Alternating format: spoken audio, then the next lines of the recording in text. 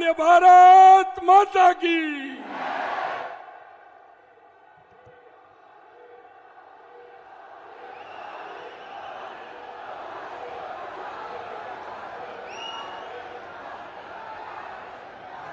भारत माता की। भारत माता की। आबूराज की इस धन्य धरा पर सभी भाइयों बहनों को मेरा नमस्कार। मां अंबा, अर्बुदा मां और भगवान दत्तात्रेय के चरणों में कोटि कोटि प्रणाम। ये धरती तप और तपस्या की है। विश्व भर के पर्यटकों को आकर्षित करती ये धरा है। मेरा सौभाग्य है कि एक सेवक के रूप में बार बार आपके दर्शन का अवसर मिलता है।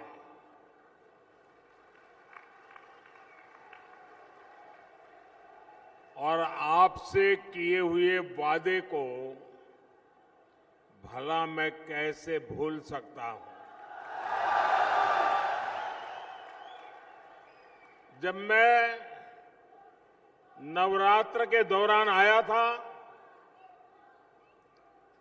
तब आपसे कोई बातचीत नहीं कर पाया था। कानून की मर्यादाएं थी और डिसिप्लिन में रहना मेरा स्वभाव और संस्कार है। लेकिन उस दिन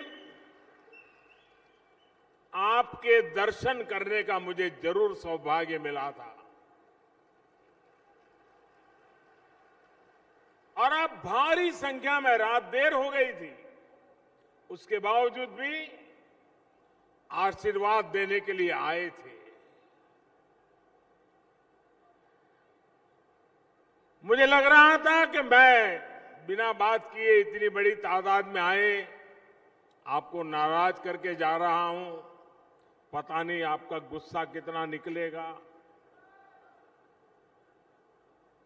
लेकिन ये आपके संस्कार है,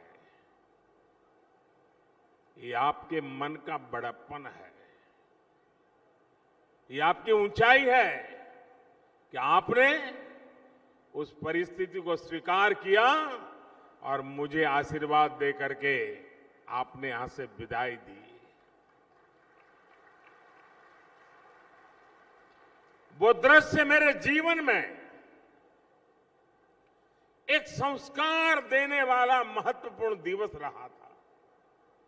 और वो आप सबके उदार व्यवहार के कारण। वरना सार्वजनिक जीवन में तो पल दो पल में जिंदाबाद मुर्दाबाद शुरू हो जाता है।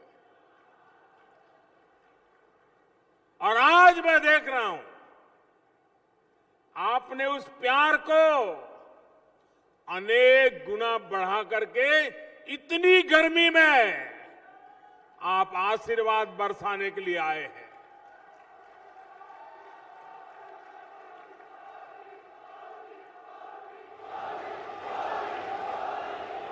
मैं राजस्थान की धरा को,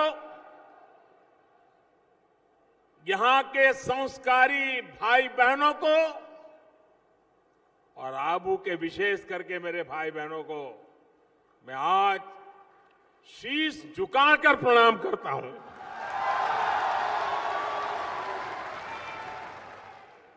भाइयों बहनों, आज 10 मई है। आज के ही दिन 10 मई को 1857 में स्वतंत्रता संग्राम की चिंगारी उठी, जिसने अंग्रेजी सत्ता को हिलाकर रख दिया था।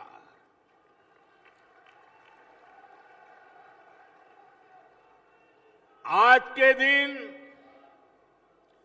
विदेशी आक्रांताओं के विरुद्ध सैकड़ों वर्षों से चले आ रहे संघर्ष को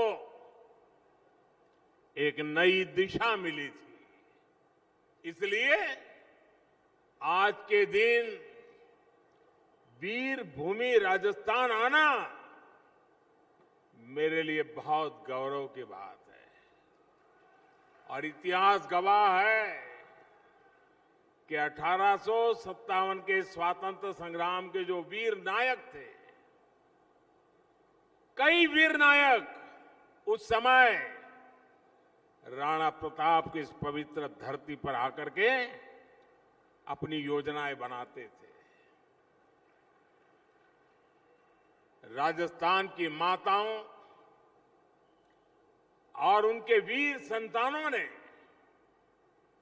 मां भारती के मस्तक को हमेशा गर्व से ऊंचा रखा है। मैं आजादी के लिए समर्पित पूरे देश के हर वीर वीरांगना को इस वीर धरा से आदरपूर्वक, श्रद्धापूर्वक नमन करता हूं।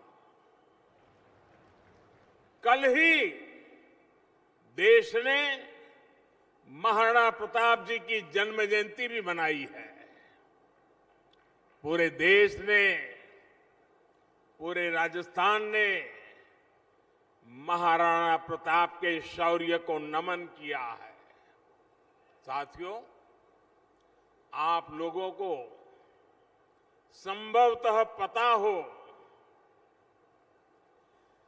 उस समय जो महाराणा प्रताप के साथी थे, सहयोगी थे, वो युद्ध भूमि में महाराणा के साथ अपना भी योगदान दे रहे थे। लेकिन इतिहास ने करवट बदली, स्थितियां बदली, लेकिन स्वाभिमानी लोग मुगल सल्तनत के सामने झुकने को तैयार नहीं थे। और इसलिए उस समय के राणा प्रताप के जो साथी थे, उसमें जो आदिवासी समाज ने बढ़ चढ़ करके राणा प्रताप को साथ दिया था,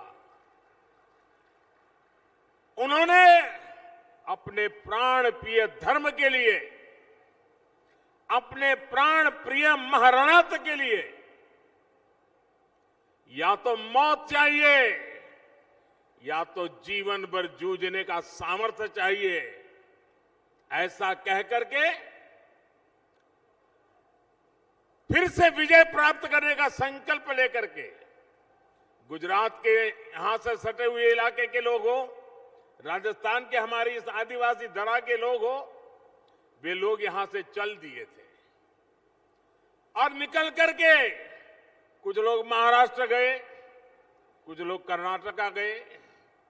और उसमें कर्नाटका में आज भी वो गौरव से जीते हैं। उस समाज को वहां के लोग हक्की पिक्की समाज के नाम से जानता है और वो जड़ी बूटियों का काम करते हैं और कई पीढ़ियों से वहां रहते हैं।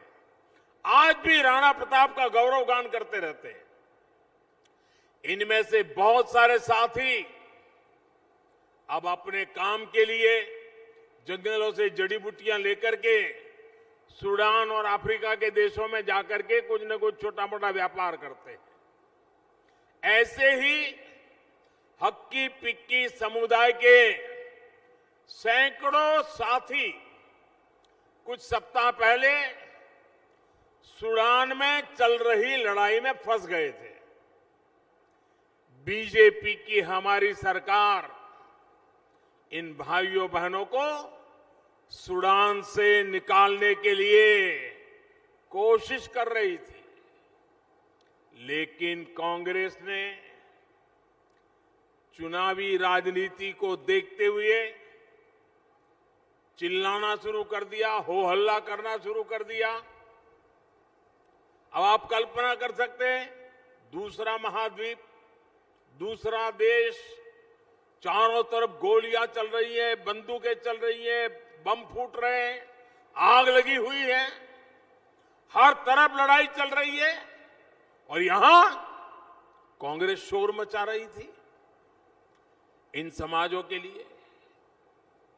और उसका परिणाम ये आया कि यहां की चिल्लाहट का पता वहां चलने लगा। अच्छा भाई, कुछ लोग यहां पर है, चलो ढूंढो। अब ये लोग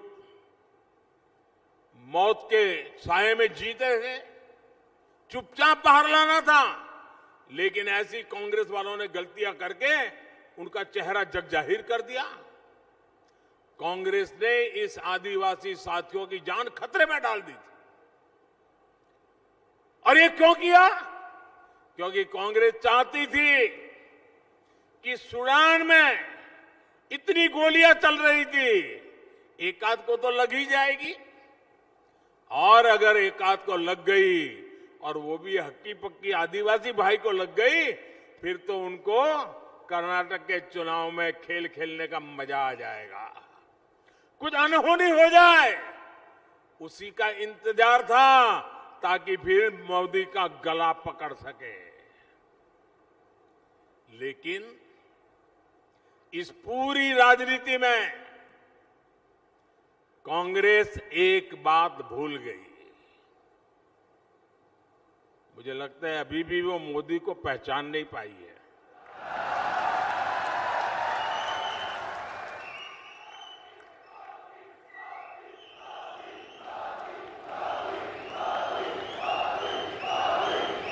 कांग्रेस वालों को पता होना चाहिए था, साथियों, मोदी का नुकसान करने के लिए, बीजेपी का नुकसान करने के लिए कांग्रेस देश का नुकसान करने से भी बाज नहीं आती।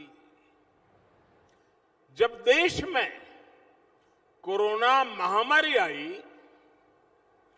100 साल का सबसे बड़ा संकट आया, तब भी कांग्रेस ने अफवाह फैलाने की कोशिश की, वैक्सीन के मुद्दे पर लोगों को भड़काया। कांग्रेस चाहती थी कि ज्यादा से ज्यादा लोगों की मृत्यु हो, और वो मौके की तलाश में थे कि मोदी की गर्दन कैसे पकड़े। लेकिन मोदी इन लोगों की धमकियां और साजिशों के आगे न झुका है न झुकता है। अगर मोदी झुकता है तो 140 करोड़ देशवासियों के सामने झुकता है। आप ही मेरे मालिक हैं। साथियों, भारत ने अपनी वैक्सीन बनाई, अपने लोगों की जान बचाई, इतना ही नहीं, दूसरे देशों को भी मदद की। साथियों, कांग्रेस की स्वार्थ की राजनीति का परिणाम राजस्थान को भी उठाना पड़ रहा है। आप पिछले 5 वर्षों से राजस्थान में राजनीतिक लड़ाई का भद्दा रूप देख रहे हैं, भद्दा रूप देख रहे हैं। जनता के हित के बजाय यहां कुर्सी लूटने और कुर्सी बचाने का ही खेल चल रहा है। ये कैसी सरकार है जहां मुख्यमंत्री को अपने ही विधायकों पर भरोसा नहीं है। ये कैसी सरकार है जहां विधायकों को अपने सीएम पर भी भरोसा नहीं है। सरकार के भीतर सब एक दूसरे को अपमानित करने की होड़ लगाए बैठे हैं। जब कुर्सी पूरे 5 साल संकट में ही पड़ी रही हो, तो ऐसे में राजस्थान के विकास की किसे परवाह होगी। इसलिए ही आज कांग्रेस शासन में राजस्थान में कानून और व्यवस्था पूरी तरह तबाह हो चुकी है। जिस राजस्थान में गंभीर अपराध सुनने में कम ही आते थे, वहां अब अपराधी बेखौफ होकर घूम रहे हैं और अपने वोट बैंक की गुलामी कर रही कांग्रेस कुछ लोगों के तुष्टीकरण करने के लिए कार्रवाई करने से भी डर रही है। साथियों, कांग्रेस सरकार के इस रवैये की राजस्थान की माताओं, बहनों, बेटियों को सबसे बड़ी कीमत चुकानी पड़ी है। राजस्थान में महिलाओं से जुड़े अपराध चरम पर है। यहां तक कि उन्हें तीज त्योहार भी शंका आशंका के बीच मनाने पड़ते हैं। भाइयों और बहनों, 2 दिन बाद 13 मई को जयपुर बम धमाकों की बरसी है। 2 दिन बाद जयपुर में सीरियल ब्लास्ट करके आतंकियों ने हमसे अनेकों स्वजन छीन लिए। आज भी उनके परिवार इस उम्मीद के साथ जी रहे हैं कि एक ना एक दिन उन्हें न्याय मिलेगा। लेकिन राजस्थान की कांग्रेस सरकार ने वही किया जिसके लिए कांग्रेस कुख्यात रही है। उसका इतिहास कुछ कुख्यात रहा है, उसके कारनामे कुख्यात रहे हैं। कांग्रेस ने तुष्टीकरण के लिए हमेशा आतंकियों पर नरम रुख अपनाया है। कांग्रेस आतंकी विचारधारा के साथ खड़े होने का कोई मौका नहीं छोड़ती। इसी सोच की वजह से राजस्थान की कांग्रेस सरकार ने जयपुर बम धमाके के केस में कमजोर पैरवी की। इसके कारण धमाकों के आरोपी छूट गए।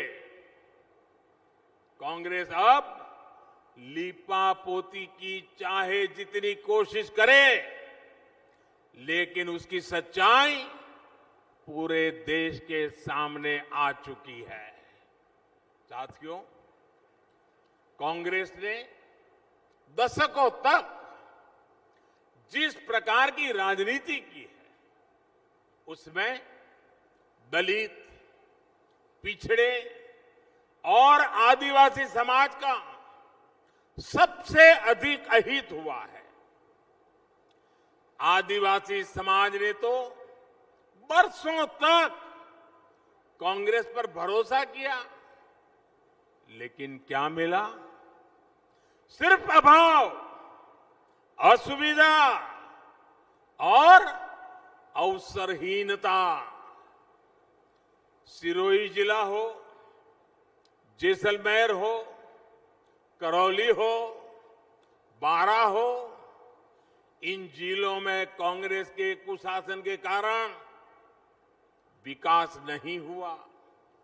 कांग्रेस ने जिलों को पिछड़ा घोषित करके पल्ला झाड़ दिया था, जबकि जिलों में ज्यादातर आदिवासी समाज भी था। आपने बीजेपी को अवसर दिया तो हमने इन जिलों में विकास की आकांक्षा जगाई, इनको आकांक्षी जिला घोषित किया, एस्पिरेशनल डिस्ट्रिक्ट के तहत काम शुरू किया। आज सुबह ही मैंने नाथद्वारा में अभी हमारे अध्यक्ष जी इसका वर्णन कर रहे थे। आज नाथद्वारा में 5,000 करोड़ रुपए से अधिक के विकास कार्यों का शिलान्यास और लोकार्पण किया है। इसका भी सबसे अधिक लाभ राजस्थान के आकांक्षी जिलों को होगा। उदयपुर और शामलाजी 6 लेन हाईवे से राजस्थान के उदयपुर, डूंगरपुर और बांसवाड़ा क्षेत्रों को बहुत फायदा होगा। बिलाड़ा जोधपुर सेक्शन बनने से जोधपुर और बॉर्डर एरिया तक पहुंच सुलभ हो जाएगी। 4 भुजा और निचली ओड़न के प्रोजेक्ट से कुंभलगढ़, हल्दीघाटी और श्रीनाथ जी के दर्शन करना और आसान हो जाएगा। साथियों, तारंगा हिल, आबू रोड रेल लाइन की डिमांड अंग्रेजों के समय से चल रही थी। इसे भी अब बीजेपी सरकार ही पूरा कर रही है। मावली मेवाड़ को ब्रॉड गेज से जोड़ने की मांग भी लंबे समय से हो रही थी। ये काम भी बीजेपी सरकार कर रही है। भाइयों बहनों, बीजेपी सरकार में आज का नया भारत नए हौसले के साथ आगे बढ़ रहा है। आजादी के इस अमृत काल में हम भारतीयों ने विकसित भारत बनाने का संकल्प लिया है। विकसित भारत के लिए हम सभी को मिलकर प्रयास करना है, बहुत मेहनत करनी है। लेकिन इसके साथ ही अतीत में कांग्रेस सरकारों से जो गलतियां हुई, हमें उससे भी सबक लेना है। साथियों, अगर मैं आपसे पूछूं कि आजाद भारत के इतिहास का सबसे बड़ा फ्रॉड क्या है, तो आप क्या बोलेंगे?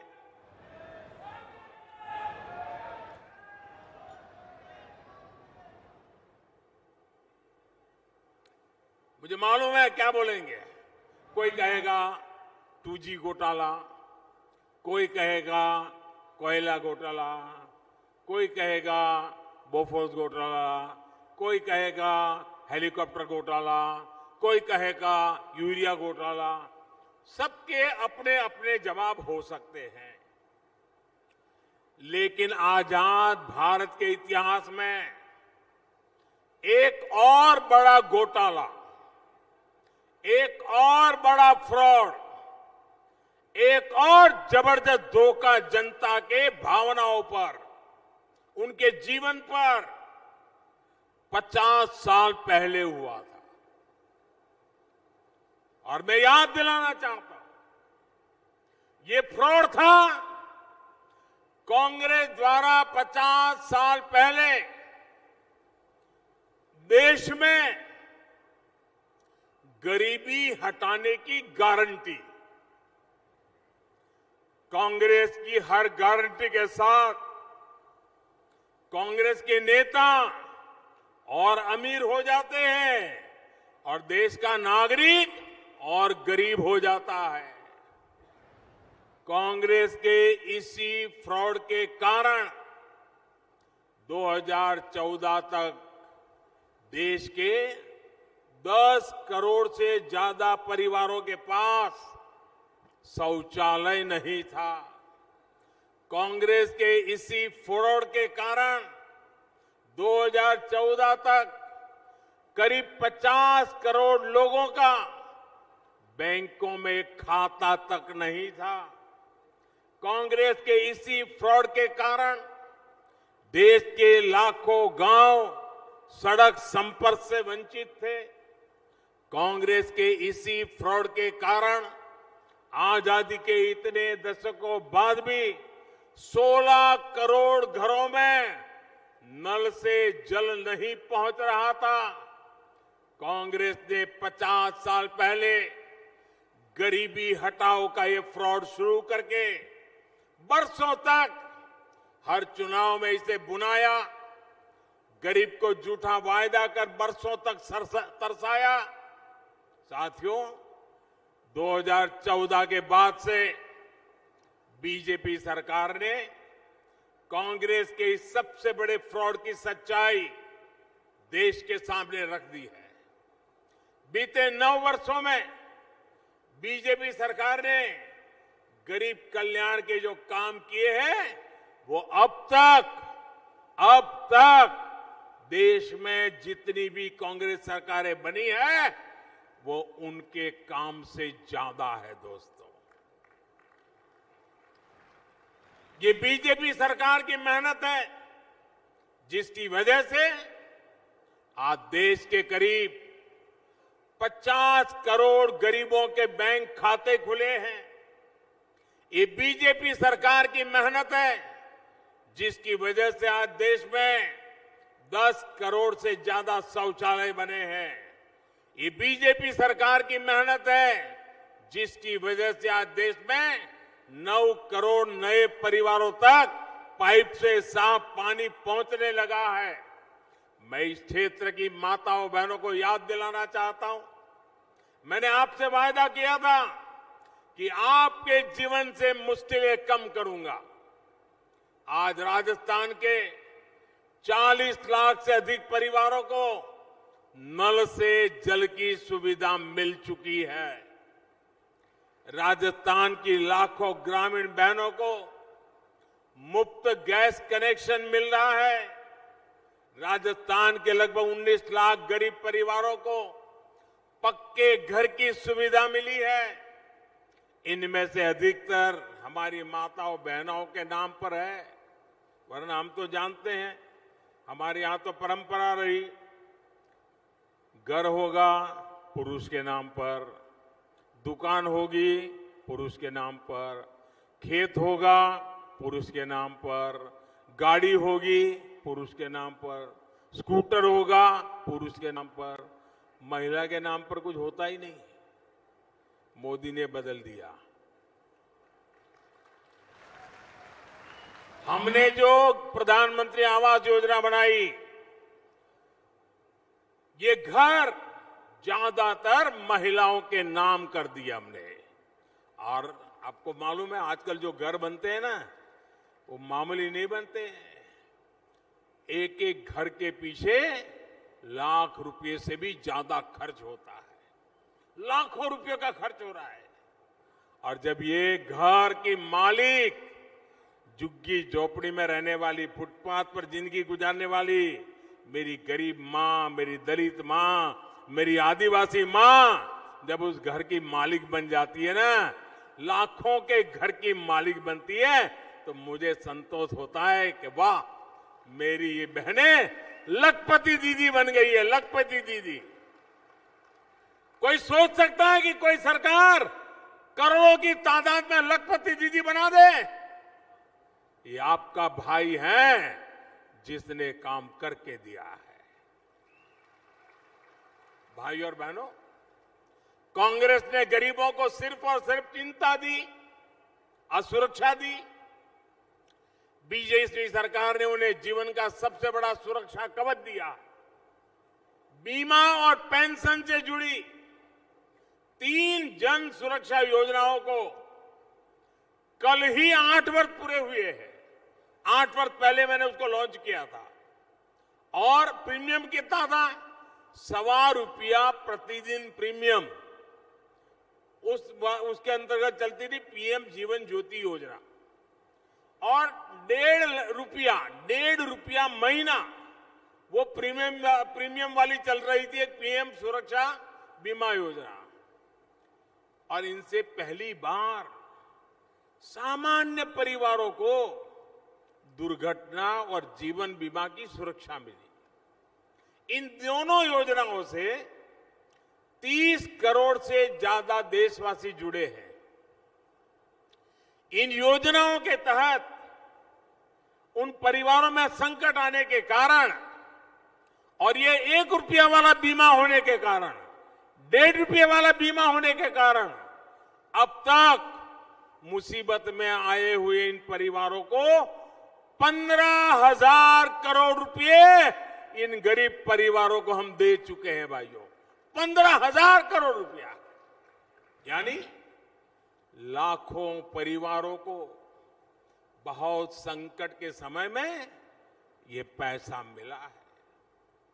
जब सरकार संवेदनशील होती है, गरीबों की चिंता करने वाली सरकार होती है, तो उसके सोचने का तरीका, काम करने का तरीका, कल्याण किसी का करने का तरीका, वो गरीबों से, दलितों से, पीड़ितों से, आदिवासियों से, समाज के पीछे हुए जो समाज है, उनके हित में काम करने की होती है। और भाइयों बहनों, बीते दशकों में कांग्रेस और उसके जैसी सोच वाले दलों ने सामाजिक न्याय के नाम पर, सोशल जस्टिस, उस नाम पर भी देशवासियों से विश्वासघात किया है।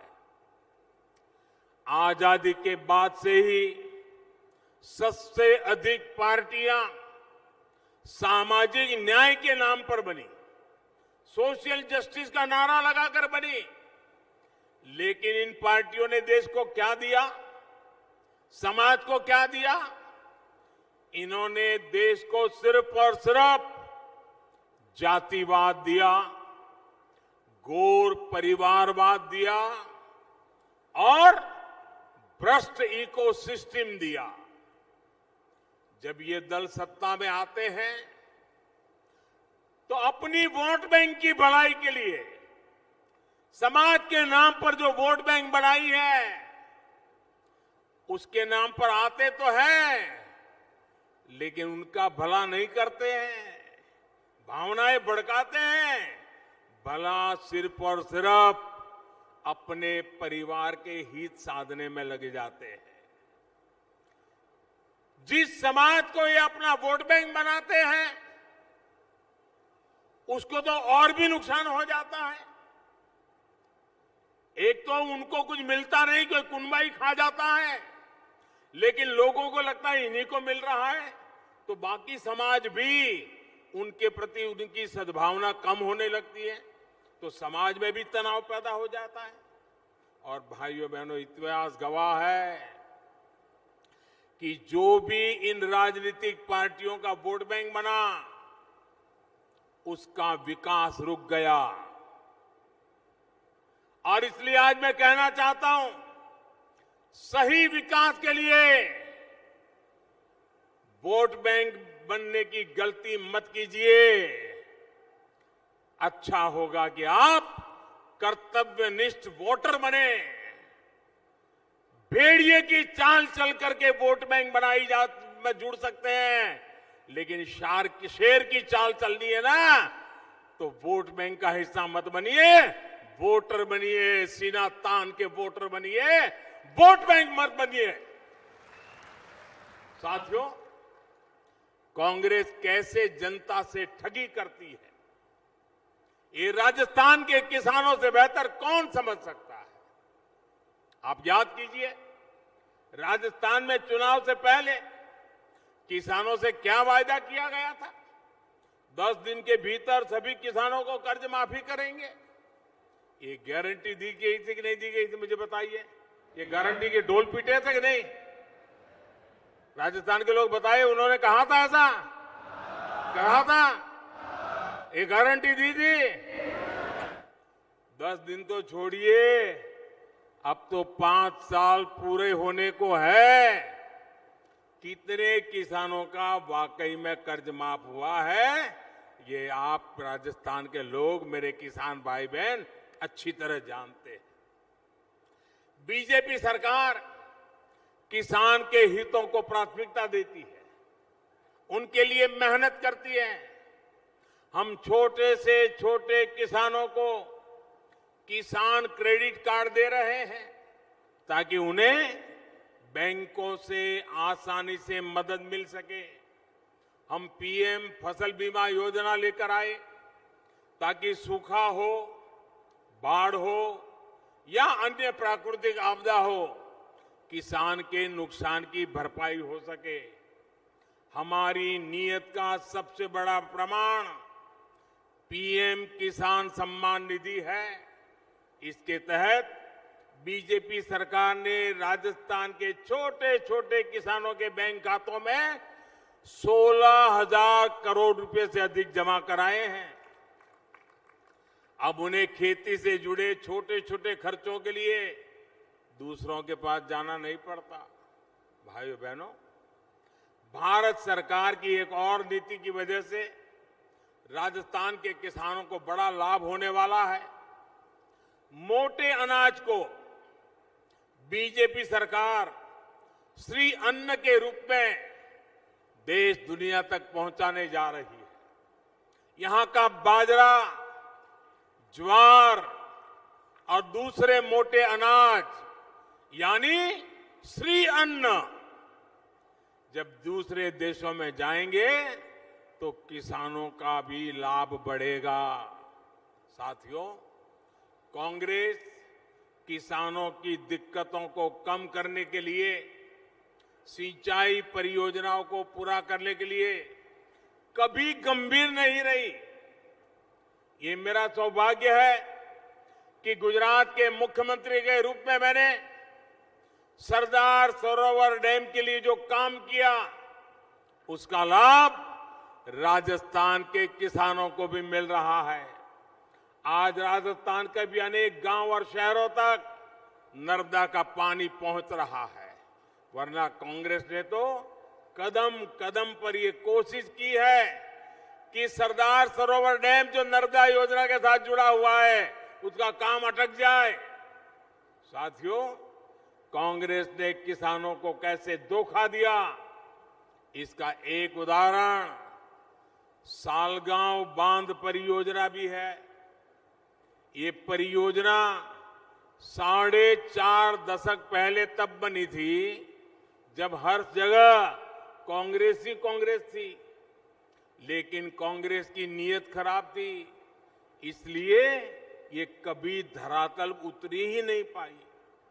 ये बांध पहले बन जाता तो 30 लाख रुपए से भी कम खर्च होते। आज इसी बांध का खर्च बढ़कर 300 करोड़ रुपए तक पहुंच रहा है। भाइयों बहनों, इस क्षेत्र को तो प्रकृति ने भी समृद्ध किया है और यहां हमारी धरोहरें भी मौजूद है।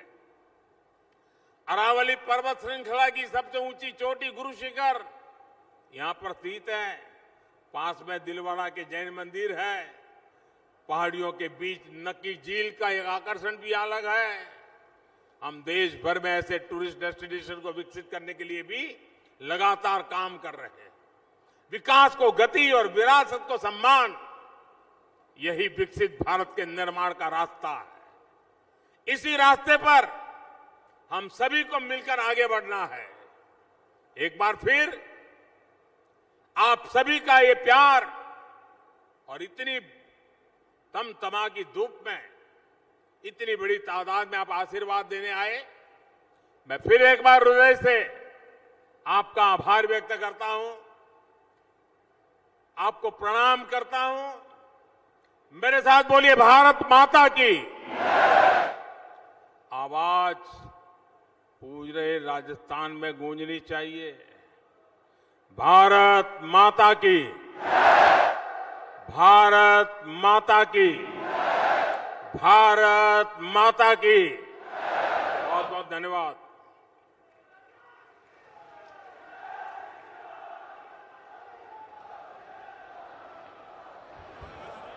जय जय श्री राम।